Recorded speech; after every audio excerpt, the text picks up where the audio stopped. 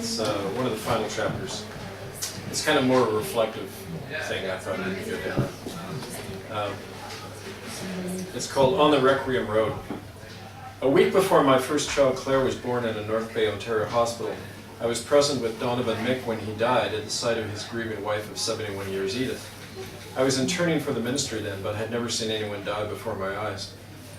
Edith and I were both holding Donovan's thin, withered hands that cold January morning, as his strong will kept forcing his cancer-ravaged body to breathe again and again. His eyes flickered open, and I could see he was about to go.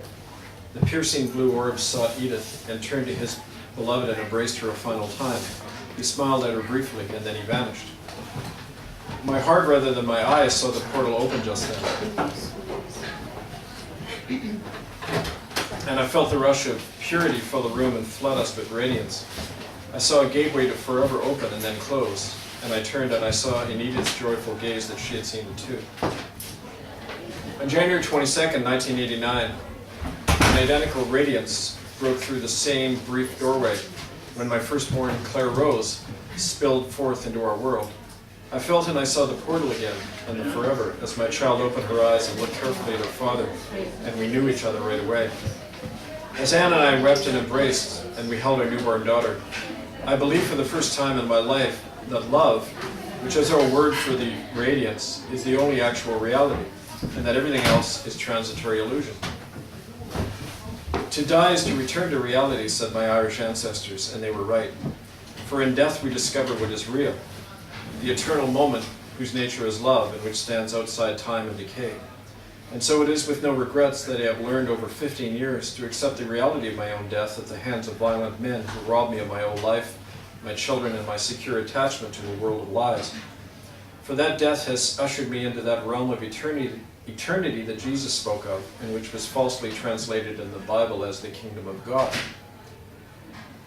The realm of eternity is within you and among you and around you, read Jesus' words in his original Aramaic tongue, and not in the church, he might have added, if he was alive today to see how Christianity has so violated and denied him. That realm is everywhere, but we don't see it mostly, not until death and ending brings its possibility closer to us. When it does approach, the eternal realm allows us to see all things as they are, which is limitless, and the boundaries, concepts, and rules which are all illusion burst and float away, and our natural unity with all things returns. It is only then that we can know who we really are and what we're to do. What seemed to me at first to be the unending and meaningless suffering of persecution was actually my entry route into this eternal state, and my acquiring of an understanding that our time as a people and a culture is over.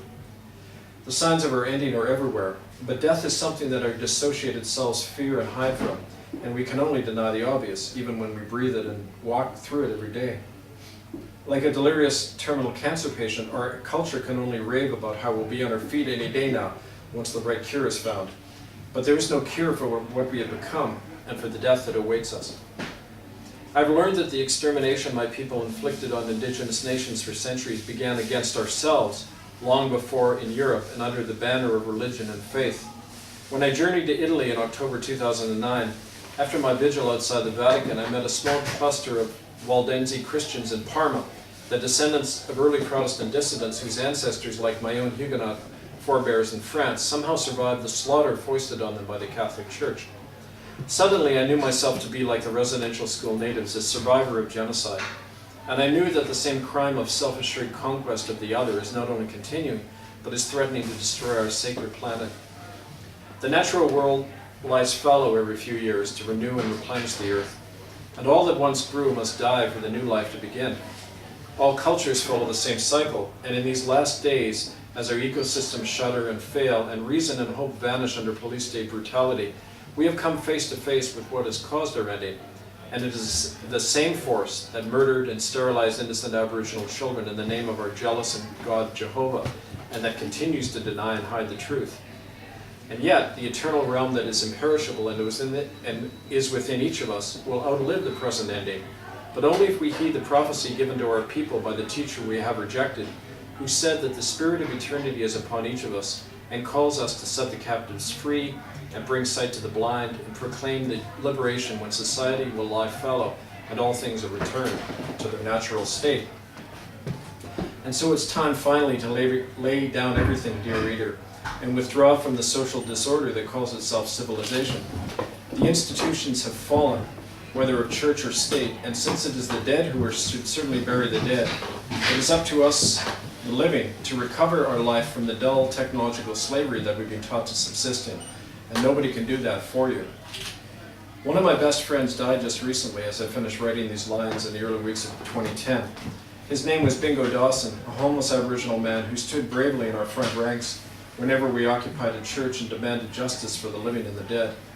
Bingo was beaten mercilessly by 3 Vancouver cops just days before he died, and that attack probably killed him. But as an anonymous graffiti message scrawled on the corner where Bingo lived tells us, Bingo, from friend to angel, this is still your corner forever. Bingo, like Donovan Mick and Maisie Shaw and Harriet Nahani and countless others, make me that much stronger now that they stand firmly in the realm of eternity where love resides, pure and unalloyed, and where all partialness and corruption is gone. They stand that close to us all, and we to them, and into that stream of eternity I dip every day. So let us struggle and survive.